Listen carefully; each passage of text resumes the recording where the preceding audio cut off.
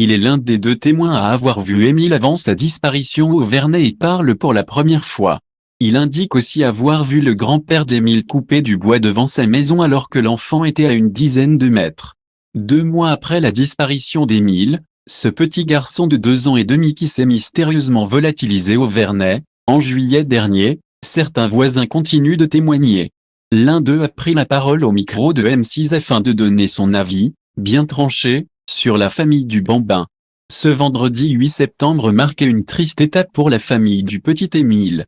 Cela faisait exactement 2 mois jour pour jour que le petit garçon de 2 ans et demi s'est volatilisé. Alors qu'il jouait dans le jardin de la maison de ses grands-parents maternels, dans la commune du Vernet, située dans les Alpes de Haute-Provence, il a échappé à la vigilance des adultes et a mystérieusement disparu, le 8 juillet dernier. Il aurait été aperçu pour la dernière fois marchant en couche dans une des rues de ce petit hameau de campagne. Malheureusement, 2 mois plus tard, l'enquête piétine, malgré les centaines d'heures de recherche menées par les forces de l'ordre, les journalistes et les habitants. Alors qu'Émile n'a toujours pas été retrouvé, une information judiciaire pour enlèvement et séquestration a été ouverte.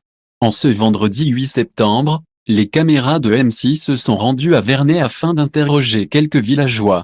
L'un d'entre eux a notamment témoigné de ses doutes concernant la famille du jeune Bambin, notamment à cause de sa discrétion sans faille et de son mode de vie peu ouvert. « Moi, je ne fréquente pas ces gens-là, ils restent entre eux », a-t-il indiqué.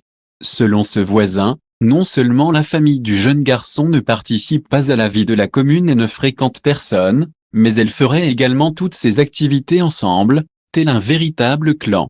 Quand ils partent tous ensemble. Ils vont à la piscine, il y a un car qui part, tout le monde va à la piscine. Ils vont à la messe, ils partent tous en même temps à la messe. C'est un vrai groupe, a martelé cette même source. C'est loin d'être la première fois qu'un tel témoignage est entendu de la part des habitants du Vernet. Les proches du disparu ont, en effet, été jugés sectaires, repliés sur eux-mêmes, trop calmes et trop maîtres de leurs émotions par plusieurs villageois.